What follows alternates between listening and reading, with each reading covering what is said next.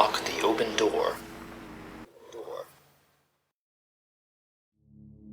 With the update of Watcher 1.5, we finally get a more complete look at what the developers had originally set out to release. One huge change was the addition of colored pearls, and the ability to not only read, but also view and listen to them. We can interact with the lore from an entirely new, raw, and unfiltered perspective, and many of the implications are fascinating.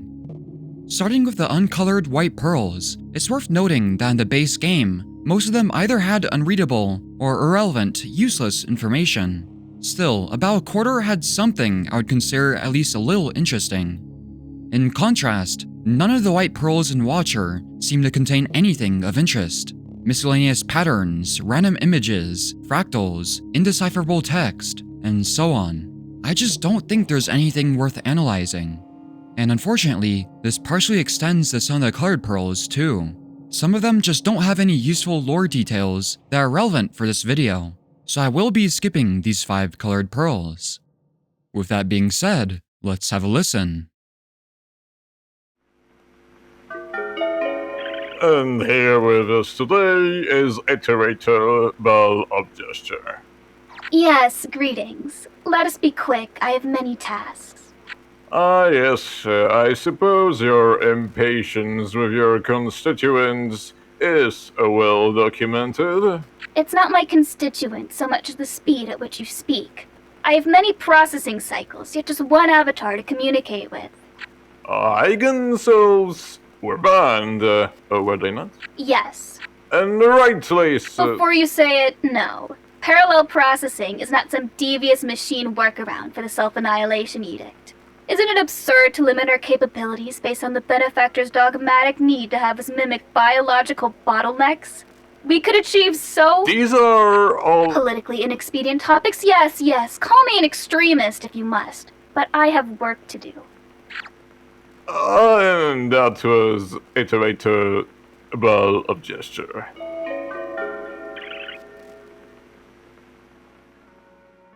Besides the huge reveal of an entirely new iterator, Bell of Gesture, this podcast actually gives us quite a few insights into the limitations and restrictions forced upon certain, or all, iterators by their creators.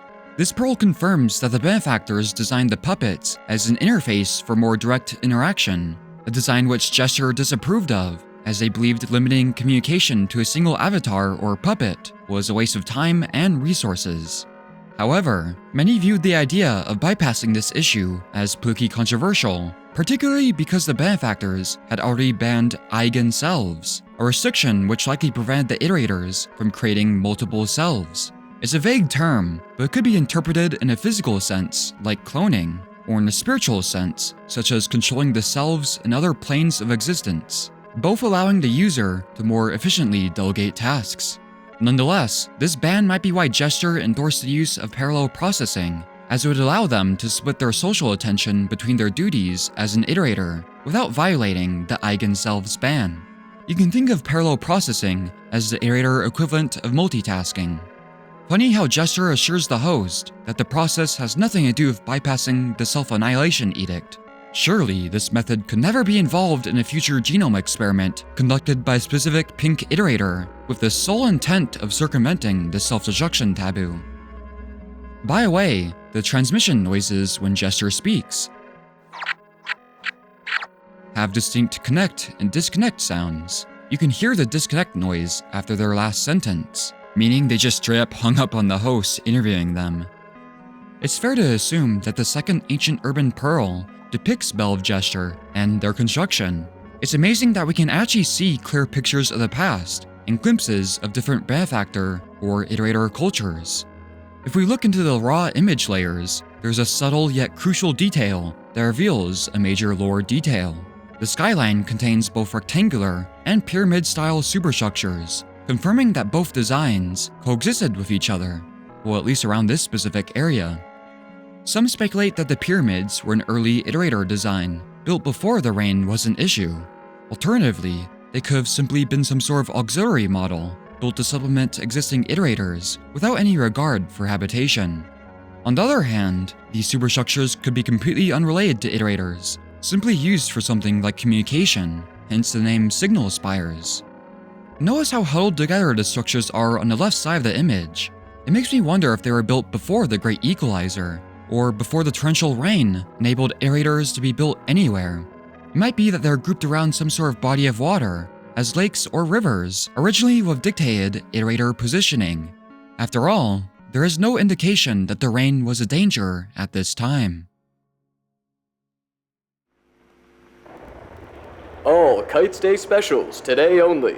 Flavored vats, 2 for 36.4. Matted slabs, 4 for 55.4. Yan fruit, 12 for 20.4. Wheel essence, 24 for 12.4.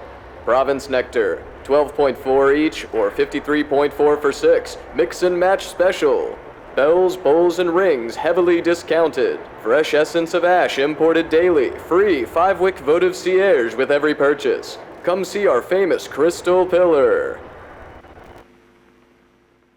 Honestly, there isn't all that much more I could add to this pearl. I guess now we know that these benefactors had whatever Q is as their currency, and unsurprisingly, they largely consumed very spiritual or ceremonial goods. Many of these items have actually already been vaguely referenced in the base game.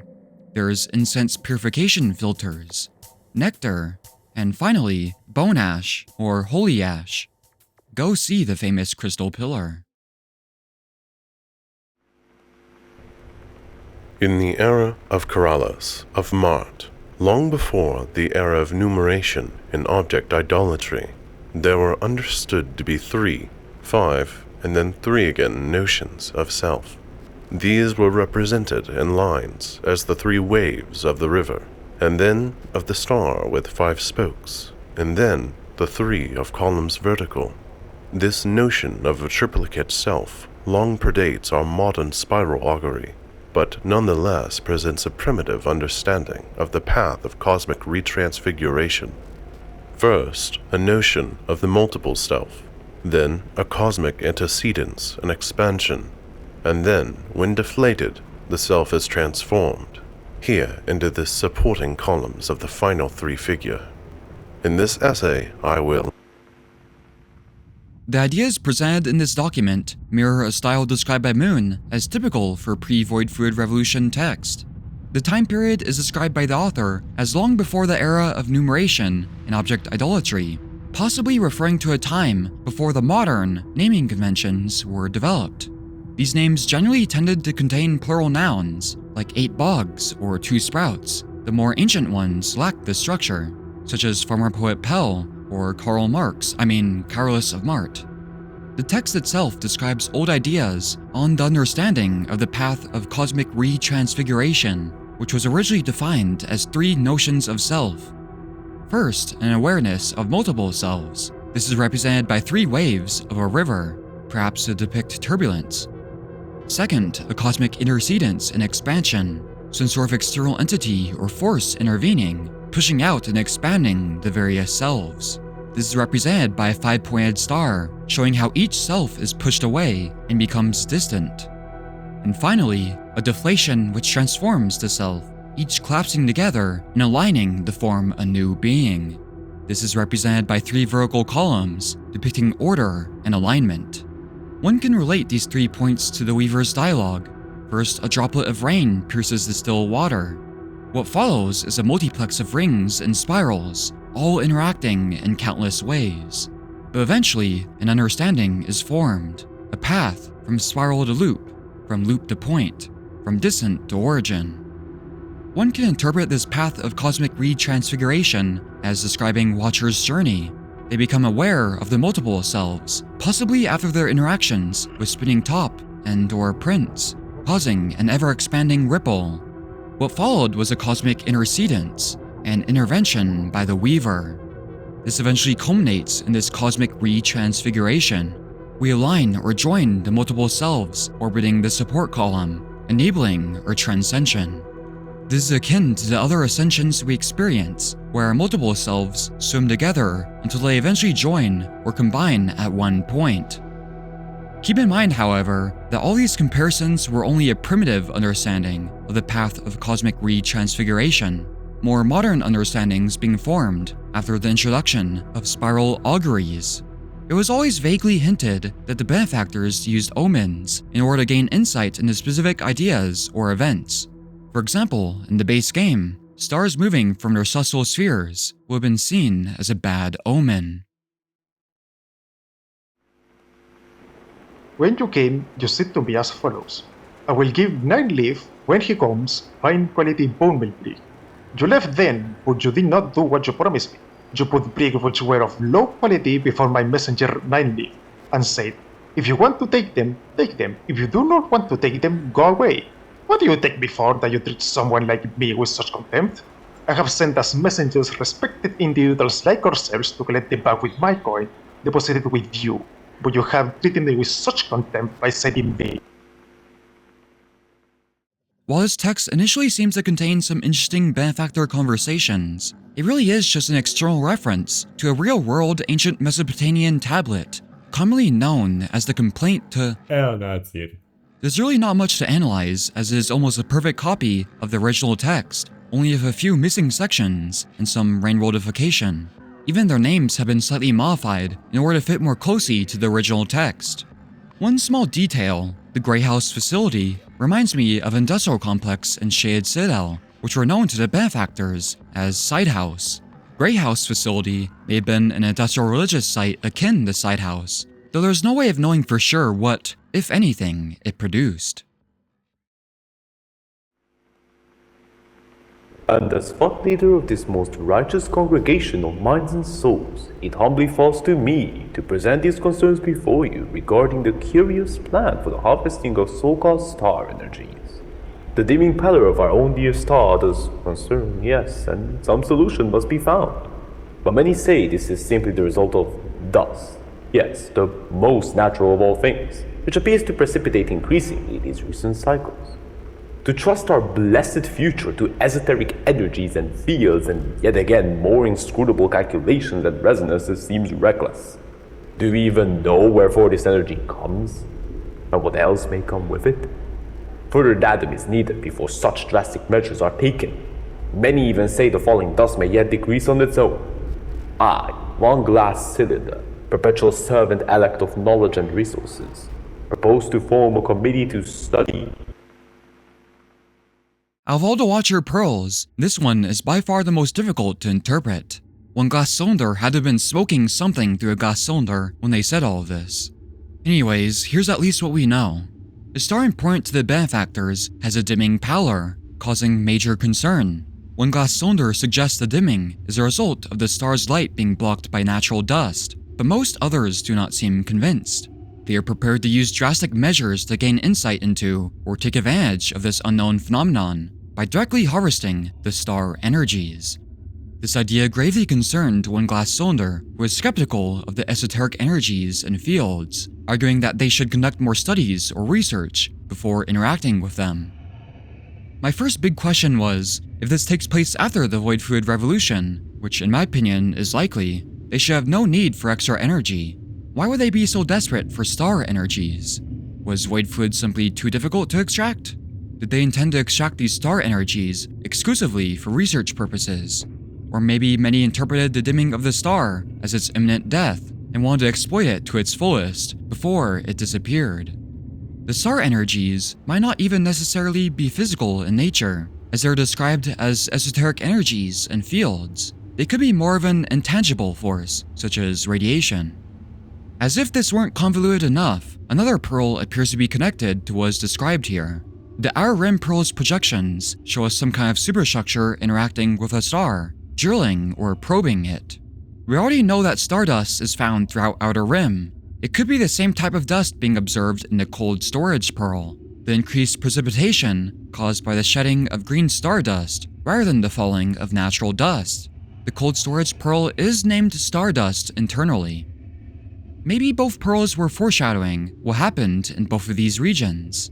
Keep in mind that Outer Rim, Cold Storage, and Unfortunate Evolution are all regions that start out rotted, and I think that is no coincidence. Each may represent a failed attempt at tampering with natural forces, giving rise to rot. The attempted harvest of star energies in Outer Rim. Some sort of research gone wrong in Cold Storage, either on the stars or more likely the lizards. and of course, the genetic experiments done by 5 Pebbles. Remember, we know that the iterators were well aware of its occurrence, even before 5 Pebbles became infected, and there are some things that suggest the benefactors knew about the rot too. Perhaps the overall implication here is that reckless manipulations in natural phenomena or forces led to the emergence of rot. One glass cylinder may have been partially right in their concerns. Where does this energy come from, and what else may come with it? The images of a citizen ID drone were so uninteresting to me that I almost didn't include it in this video. However, it's more the external implications that are worth examining, as many have interpreted this as an indication that Downpour's story is canon to Watcher. Let me ask this: did the inclusion of caramel lizards evoke the same conclusion? Did the inclusion of Aether Ridge automatically make the mod lore of 5 Pebbles' rot experiments canon? The point is, simply borrowing elements from Downpour does not automatically make the entire story of the first DLC canon to Watcher. The developers likely wrote this Pearl as an homage to Downpour, as many Downpour developers worked on Watcher. Honestly, I don't understand why many hyperfixate on the term canon and use it as a way to judge each game's value. I believe it is much more productive to just acknowledge that both games are created by completely different people, so they're inherently going to have different ideas and stories. The original creators managed both Vanilla Rainworld and Watcher, while Downpour was largely a fan-made project. Watcher honors the game's original vision much better than Downpour, which is why they're often treated as separate stories. If more people acknowledged that simple fact, I think there would be a lot less confusion and unnecessary arguments. In my opinion, this pearl titled Abstract contains some of the most fascinating imagery of all the pearls. It features a thin, grotesque hand reaching towards a bright white rectangle. In contrast to the iterators or benefactors' 3 to 4 fingers, this webbed hand has 6 fingers. You may also notice how it has been marked with what appears to be the martyr symbol. The general surroundings look vaguely iterator-like, with elements of the rot hidden in the background. The frame surrounding the dripping white rectangle looks very similar to the mural frames we see in 5 Pebbles. Fun fact, this star pattern, which is very hard to see in natural projection, actually aligns perfectly with the real-life constellation of Orion. Probably not lore relevant, but a neat detail. Rather than depicting any true events, the visuals are likely intended to be more metaphorical in nature, each element representing different concepts or ideas. With this in mind, let's focus first on the white rectangle. Recall one of the last things Spinning Top said before ascending. They described the process as stepping through the white door. Perhaps this part of the image was meant to convey the same idea, a white door representing ascension. Other pearls may have a connection to this idea too. The audio of Voicewind 1 sounds like an unintelligible mess at first, but reversing it reveals a hidden message. Have a listen.